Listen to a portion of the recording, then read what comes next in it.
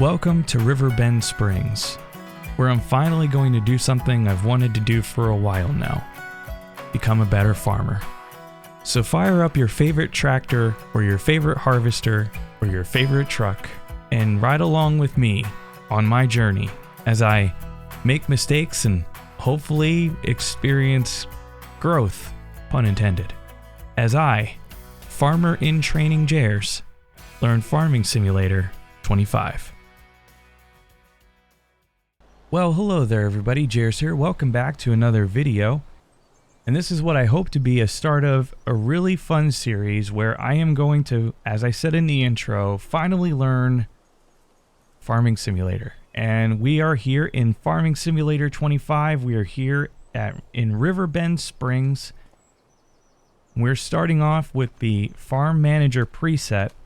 And just as a quick note, when you typically select the Farm Manager preset, the game starts you at $1 million and no loan debt and economic difficulty at normal. What I'm doing is I'm trying to present a little bit more of a challenge to myself. So we've cut that starting amount in half to $500,000, and we're going to see what we can do with it. Now, before we get into anything else, I just want to go right to the settings here, because there's a couple of things that I want to do. So real quick, we're going to turn off autosave for the moment, and we're going to slow time down just a bit because I don't want to lose a lot of time here while I'm talking. So what are we going to be doing here? What are we going to be using for our settings and everything else? So we're going to start off by leaving seasonal growth turned on, is what we're going to do. So I want to be able to play this as accurately as I can, even though, as I said, the start of this and the whole point of this is for me to really learn this game better. I've always played this game in a co-op situation. I've been playing it since Farming Simulator 19 when it became available on PlayStation Plus a while back. Even though I was really always intrigued by the game, I just always felt like I was nervous about spending the money for it full cost, if I'm being honest, because I always worried that I would get bored with the game. That has not been the case, because Farming Simulator 19 on PS4 turned into Farming Simulator 22 on the PC, and I had well over 300 hours, I believe, logged into Farming Sim 22, but I realized that I never really scratched the surface of this game and what it had to offer, and I've always played it with my best friend in a co-op situation, so I wasn't really always making the decisions, and we were playing it together in a certain way. So I felt like this is a good opportunity to really go ahead and learn about the game more and learn about pieces of equipment and get better, hopefully, at doing crops and things like that, and just doing my own thing. So that's what we're going to do. So we're going to leave seasonal growth on because I want to play and utilize the crop calendar and everything else. So that's what we'll do. For right now, to get things started and all and not feel too rushed with everything, we're going to have 2 days in the month. And as far as snow, we'll leave that on. And down here, what we're going to do is we're going to turn off crop destruction just for right now, because I want to get, familiar with things. Having crop destruction on is just a little bit of too much of a barrier for me right now that I feel comfortable with until I get a couple of things figured out. We have periodic plowing required. We're going to keep that off for now as well. And then we have field stones we'll leave on. Lime we're going to turn off for now. We will get into lime. And we're going to leave weeds on. I want to have some sort of realism involved in this at the very beginning. Controlling weeds is going to be something that to me is a good thing to start with, because it's going to also help determine what equipment I use as well. So there's a reason behind leaving it on. Disaster destruction, we're going to leave it on, because if weather comes by and destroys our stuff, so be it. As far as everything else, as far as the settings are concerned, the only thing we're going to turn off as well is automatic engine start, and that is it. And here we are. So this, as I said, this is where the game starts you, obviously, and I always intended on buying this plot here. You get this nice size barn for storage. You get a grain silo, and you also get these beehives here. Bees don't require anything, so we're going to keep them on the farm because they're going to produce honey for us. And any little bit of passive income that we can generate, I am all for it, because we're going to need every penny that we get starting out. So this will also become available to us for storage. There's also a little shed right here that we can use for storing something as well. Looks like there's a water tank and the windmill. I'm not sure if that's usable. Hopefully it is. But if I remember right, sometimes those type of things even cost you money, even though it's on your property. So I'll have to see if that costs any money. Over here we've got fields, but we're not going to own these by purchasing this. We're going to have to buy these fields. I do want to buy at least one of these at the start. It looks like we've got some crops here that are ready to go. So we have this one here that has canola on it. And that is Grandpa Walter over by the house there. And he owns these fields. So this one doesn't have anything on it right now. That's not really... That could be okay. It's a decent size, but who knows if I'll purchase that right now. And then we have this field that Walter also owns, and it has wheat on it ready to harvest. So we have options there right away to, at least if we purchase one of these, to be able to then go ahead and do that and have that. Now, the other thing that comes with this property when we purchase it are these cows. Now, one of the things I wanted to say about this is, especially to start, I don't want to do too much too quickly, and that's a problem that I've always run into with this game. Cows are an example of doing too much too quickly for what I want to start doing. And the reason why is because they really, for them to be at their most effective, as I understand it, it would be for the, they need food. The food that they benefit from the most is total mixed rations, or TMR. And in order to make TMR for cows, we need an expensive piece of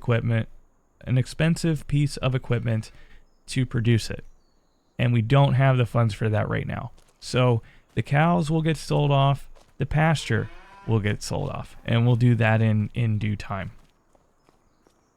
So that is a rough overview of what we're going to do.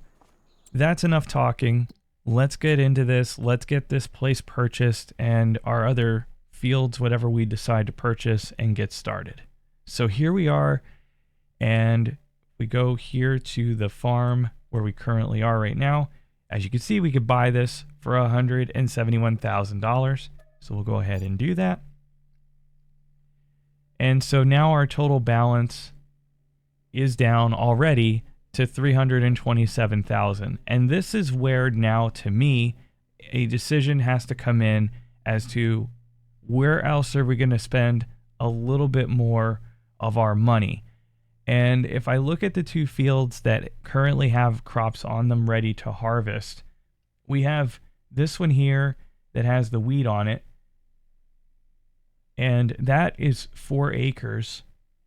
And then we also have this one, which is a little over 4 acres. And then we have this one in the middle, which is about 2 acres, and that's a good price, $58,000 for that one. So right now, really what it comes down to is it going to be that I'm going to purchase field 5 or field 3? Now, field 5 is a little bit less, but here's the thing. Field 5 has canola and field 3 has wheat.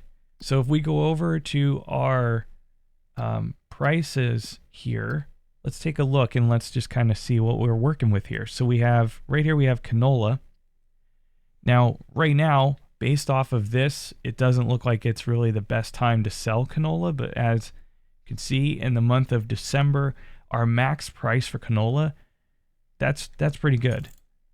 So as far as, let's go down here to wheat, and you can see, again, around the same time, our peak selling month, but wheat is far less profitable than canola is.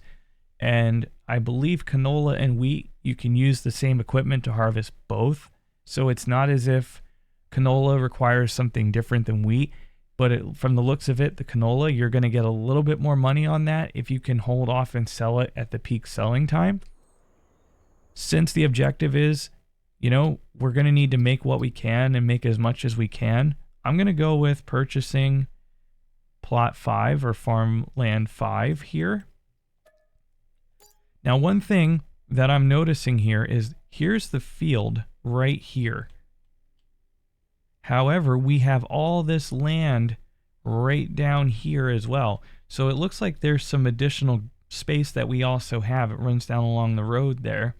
And so we might be able to do something over there aside from just utilizing the field itself. Or we could maybe even expand the field depending on what the land looks like. So we have canola that we need to harvest now. So we're going to need to get some equipment to be able to do that. Now my plan right now, I can tell you right away, since we've purchased this and we have a silo, I'm thinking harvest the canola, place it in the silo, and sell it when it's appropriate to do so. So let's get over to the shop, and I'm not exactly sure how we're going to get there yet. It was only a short walk to the shop, but it was totally worth it. No shortage of equipment or options at all. But since I'm trying to stay within my available funds, I did take a look at the medium tractors that were available, and unfortunately, there was nothing on sale. So I opted for the Challenger MT600 series. And with 160 horsepower and a max speed of 24 miles per hour, I felt like for the price, which was at $58,500, that this was going to be the best use for my needs for right now. As for options, I didn't really want to spend too much more, but I did opt on the front weight for it, and I also got Michelin narrow tires for when I do turn on crop destruction. So with the total add-ons, the total price came to $60,620. While I was there though, I did decide to pair the new purchase with the FarmTech EDK 650 trailer. With a price point of $6,000, I ended up opting for the extension, which was for an additional $3,000, so our total purchase came to $9,000. Again, for a brand new tractor and a trailer and just starting out for under $100,000, I'll take it. Here was the cool part about the trailer though. I found out I can also do this. So they said if I take it over to the vehicle workshop, which is right over here, let's turn around so I can actually drive. Okay, so apparently if we take it over here and we talk to everybody over here, they're going to tell us that we can modify this as we need to. So let's just park, hop on out, and see. Okay, so if we needed to do this, we can modify this to a bale trailer at any time for no additional cost. And if we need to convert it back to a grain trailer, we can also do that here at no cost because we already paid for this. This cost us an extra $3,000, so the trailer costs $9,000. $9,000 for a trailer that I can use for two different purposes. Not bad. Brand new, $9,000 to start, not bad. So our balance now is currently at $158,000, but this was worth it. I put the narrow tires on so that, as I understand it, if you have crop destruction turned on and you need to drive through to do like weeding or something like that, that you're able to then go ahead and the narrow tires will help you kind of navigate without causing destruction of your crops. So that's the hope anyway. Hopefully I did that right. That's what I'm hoping for. I would have preferred to have a little bit of a faster tractor, by the way, but you know what? For $58,000 and for what we ended up what it ended up costing us for everything here, a little over close to $70,000 when we were all said and done, or somewhere in that range. It was not bad. For a brand new tractor and a brand new trailer, again, I plan to keep this stuff for quite a bit. It's got enough horsepower to it. It's a medium-sized tractor to start with. We should be fine. So let's come on down here to our homestead. Bring our new equipment home.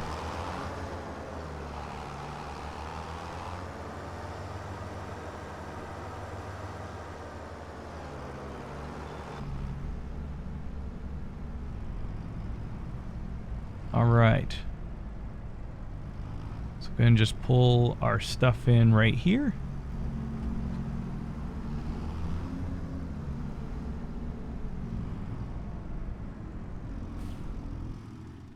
Since we have that field over there, we're going to have to go ahead and we're going to have to go up to the store, and we're going to have to get a harvester and a header so that we can harvest our canola. We're going to head up to the shop real quick and take care of that. A return to the homestead this time brought with it the Massey Ferguson MF8570 grain harvester. I was able to procure a lease for that along with the header for $6,859. It did take a bit to get home because I opted not to include the trailer in the lease, which in hindsight was definitely a mistake and that will not be repeated again. But after some careful navigation, I made it home, and so it was time to start harvesting the canola. We're going to go ahead and, if I could line up properly, and here we are, harvesting our first crop of canola. I don't know about you, but I am super excited because we are finally going to make a little bit of money at least here. Now, we're not going to be able to do anything with this until later on, but we're going to wait, obviously, and sell it when it is more sensible to do so at its peak time. We have our grain trailer, so we'll be able to get this harvested, get it over into the silo. And then once we have this harvested, we'll be able to figure out exactly what it is that we're going to do with regard to what are we going to plant here.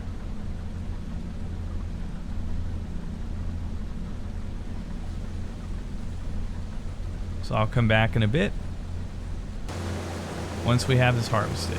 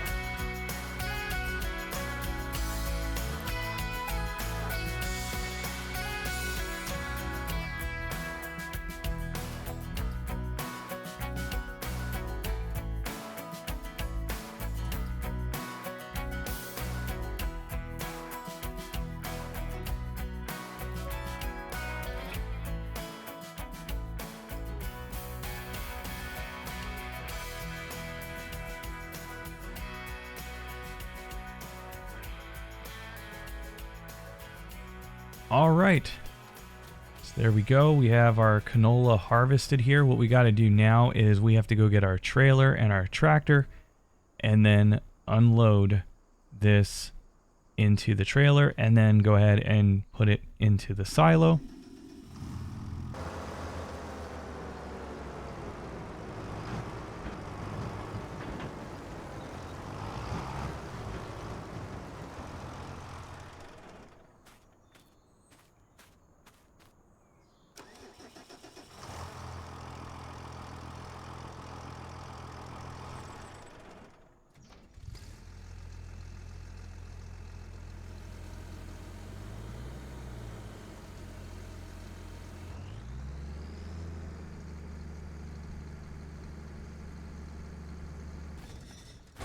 Now, yes, I could have driven the harvester over to the...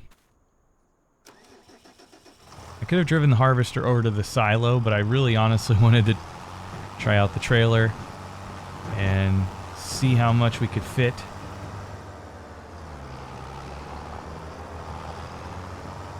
You know, I bought the trailer and the tractor. I want to use it any way possible. So that's what we're doing.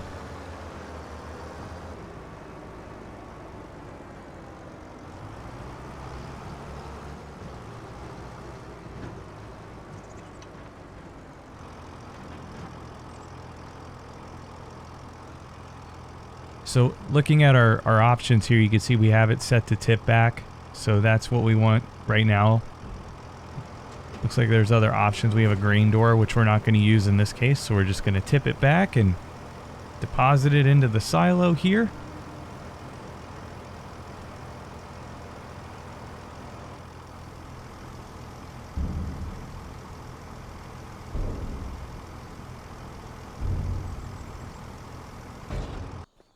So let's take a quick look here. If we go into our prices, all right, you can see here we have 6,837 liters of canola.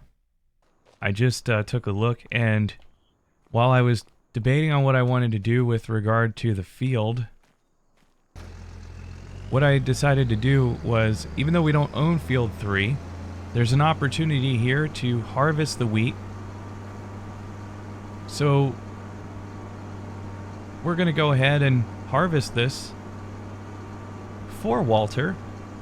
We already have the equipment here. We have a trailer. We have the harvester that we're renting. And this needs to get done, so if this will add a little extra money to our bank account, let's do it.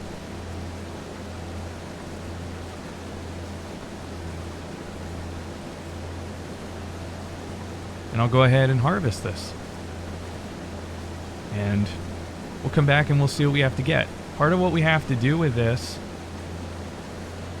try and not take out the street sign. What we have to do with this is we have to harvest this wheat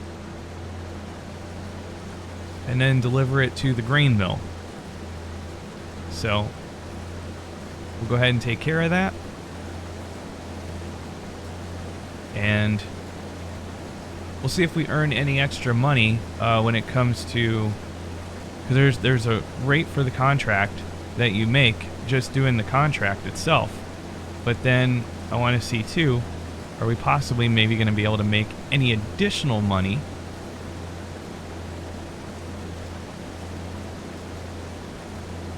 for doing this?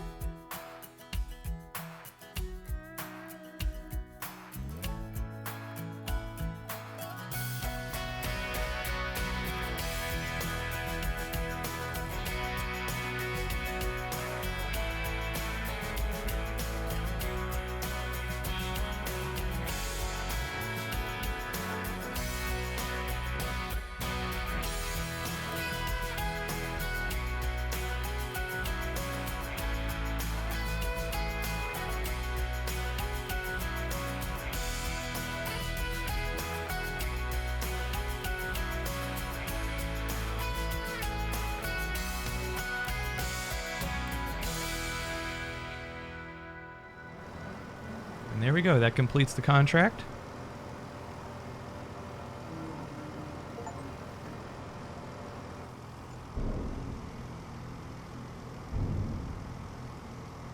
And we got an additional $658 aside from the contract. So I'm not going to complain. We made a quick couple $1,000s there for just a little bit of work. We're up to $152,000, so that's great. If we can find little contracts like that that don't take a large amount of time,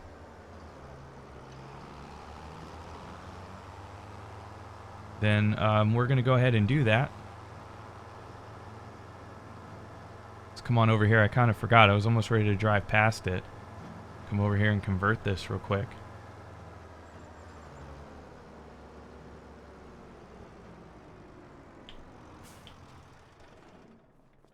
Let's go on over here and get this thing converted.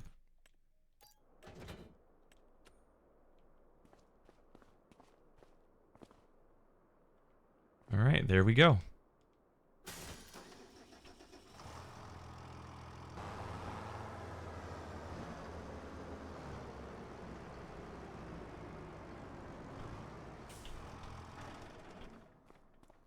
While we're over here, we'll go ahead and take a look here at the things that we need in terms of what we're going to need to do for our field. So if we can grab a couple of things right now, we may as well do that. So we're going to need seeds to plant. And it looks like we can get pallets or bags. So if we take a look here, we've got pallets of seeds right here. So we'll grab 2 of those just so we only have 1 field, right? So we'll grab 1 pallet right now. Take a look at our fertilizer options here. So we have solid fertilizer for $1,920. And then we have liquid fertilizer for $3,200. So I think with that in mind, we're going to go with the solid fertilizer. Now we're going to have to run 2 cycles, 2 fertilization cycles. So I'm going to get 2 of these so that we have them.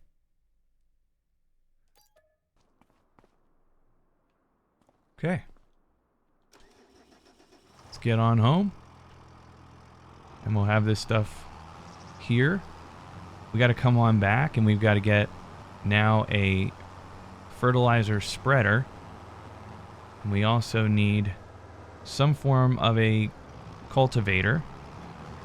What I'm going to try to do to save a little bit of effort and time and more importantly money is I'm going to try a direct seeder. There's a couple direct seeder options. And that's what we're going to do. So we just got to get home here with our products.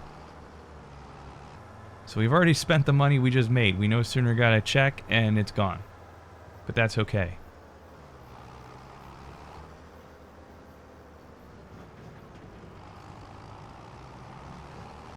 So the money spending continued, and it was back to the shop we went. And this time we took a look at the Unia Phoenix 3000/3 seeder. We were able to lease this for $2,371. The reason that I opted for this was because this appeared to be a direct seeder, which meant we weren't going to need an additional piece of equipment such as a cultivator. This was going to allow us to not only cultivate but plant at the same time. Additionally, while we were there, we also checked out and opted to lease the Amazone ZA TS 3200 fertilizer spreader. This was about the second cheapest option, I believe, that was available to lease, and we were able to lease this piece of equipment for $1,275. So once we got it home, we went ahead and we fertilized the field, which was surprisingly quick. That was so quick and really efficient. After that, we set about planting our first crop.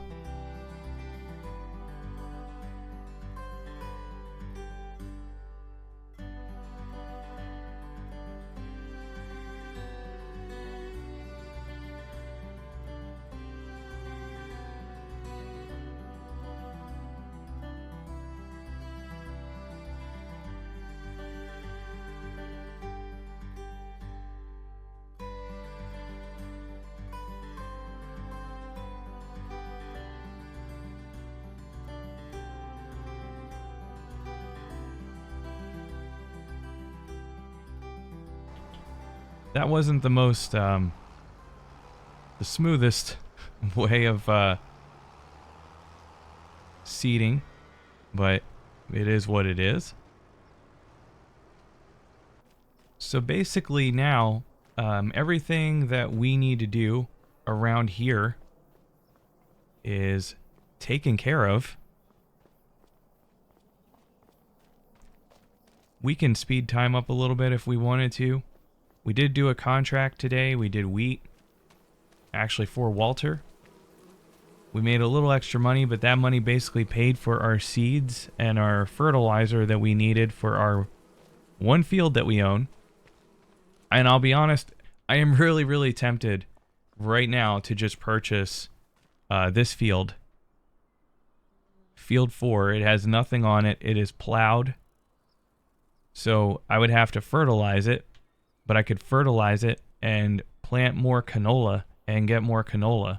And I'm really, really tempted to do that right now because it's a smaller field. It's a little over 2 acres, about 2.5 acres, but that doesn't matter to me. And we don't have anything else going on.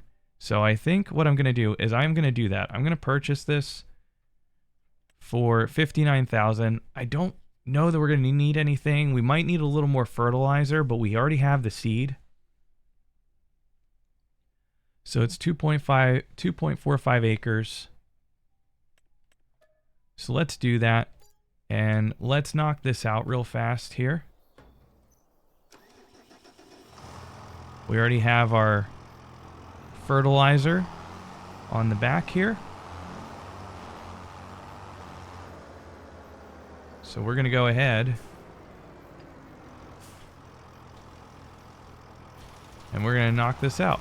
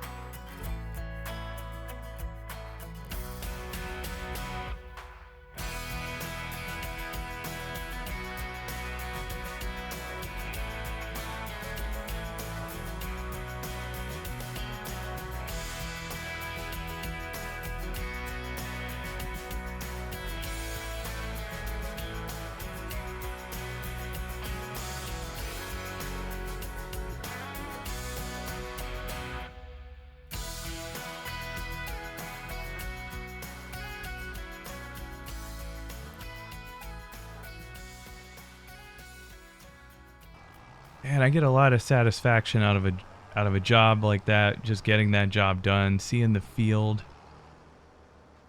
all prepped and ready, all planted. We got canola now in 2 fields. So if we take a look over here, we now have it all ready to go. I definitely realized though that I overbought on the seeds, but that's okay, not a big deal. And I have an idea here for what I'm going to do with regard to once we sell the cows, what's going to get placed here. I have an idea for that. So we're going to try and do that, see how that comes, if that comes to fruition or not. We do have to sell the cows, of course. I'm just holding off right now because I want to do some contract work, you know, learn about a few different other tasks, and we'll definitely do that. And just have them hang out for the time being. I'm not really sure why. I should just go ahead and do that. In the next episode, that's what we'll do first. We will say goodbye to our cow friends here, unfortunately. Just for the time being, it's going to be just a I'll see you later kind of thing. We will get cows eventually. It's just not feasible right now. And with the money that we can make from selling these 3 cows and the pasture, it will definitely help pursue the next venture that I want to give a try to with the space that selling the pasture will give us. In the next episode, that is what we'll do. We'll start with the cows and we'll watch our canola fields. We'll watch our canola crops grow as well into then what will be the winter months, and we'll pick up some contract work along the way And while we're waiting for things to progress here, which really won't be until next year anyway, so we can do a couple contracts, learn a couple of things. Maybe that'll open up ideas for what we want to, that'll open up ideas really for what I want to do in the future. So I'm going to keep a lookout for contracts throughout the remainder of the year. If there's something that needs to get done here, then I'll do it. The one thing that I do want to do, without telling you exactly what it is yet, we're going to have to get something. We're going to have to get something. Of course, as with anything, we're going to need equipment. Not only do we have to purchase the thing, but I also need to purchase another piece of equipment to go along with the thing so that the thing will do what it is supposed to do. That's a lot, I know. So I, of course, have to spend more money. But, all in all, again, today, we harvested the canola over here. It is now in our silo awaiting sale at the peak month. We did the contract for Walter over there. And basically that money from the contract helped us purchase seeds and fertilizer for what became obviously this field, as well as I wasn't necessarily expecting to buy this one, but I did. So we have 2 fields that are currently set up for canola and will need to be harvested at some point once it grows. Just as a recap, we're going to address the cows, take care of that. We're going to fertilize both of these fields and set up what is currently a cow pasture. We're going to set it up with something else that will hopefully bring us some money in the meantime. And with the money that we have now, and that's the thing, with the purchase of this field right here, funds are a little low, so I may need to do some contracts to be able to build up some money to be able to do what I want to do over here with the cow pasture. It's either that or take a loan. We'll get to that when it comes time to do so. But that will be all today from our farm here in Riverbend Springs. My name's Jers, and if you're new here, welcome. It's great to have you. If you like this kind of content and you're interested to see what happens here at the farm and you want to follow along, please feel free to subscribe. It greatly helps out the channel. And if you like this content also, please give it a like. And if anybody has any tips or suggestions on exactly, anything I can be doing better along the way throughout this series, please let me know. I'm looking for, like I said at the beginning, the whole point of this series is to learn this game. I'm making all the decisions for the first time on my own. So this is a little bit overwhelming. So if there's something that I'm doing that I can do differently, let me know. I'm all ears, as they say. So anyway, that'll do it for today's video. Thank you for spending your time with me today. I greatly appreciate it. And I'll see you in the next one. Take care.